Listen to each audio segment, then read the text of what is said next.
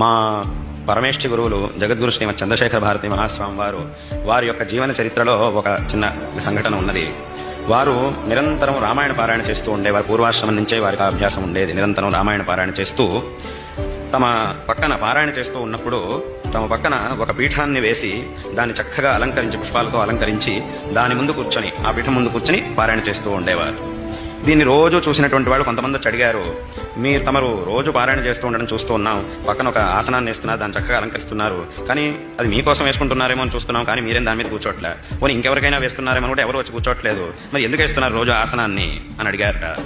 అప్పుడు వారు ఒక సమాధానం చెప్పారట, నాయన, ఎక్కడైతే శ్రీరామచంద్రుడి యొక్క సంకీర్తనం జరుగుతుందో, ఆయన చరిత్ర యొక్క పారాయణం జరుగుతుందో, అక్కడికి ఆంజనేయ స్వామి వస్తాడు. ఆంజనేయ స్వామి వచ్చినప్పుడు ఆయనకు ఒక ఆసనం కావాలి కదా, అందుకోసం ఆయనకి ఈ ఆసనం వేస్తున్నాను, కాబట్టి రోజు ఆ స్వామి వచ్చి దాని మీద కూర్చొని నేను చేసేటటువంటి పారాయణను వింటూ ఉన్నాడు అని చెప్పారట.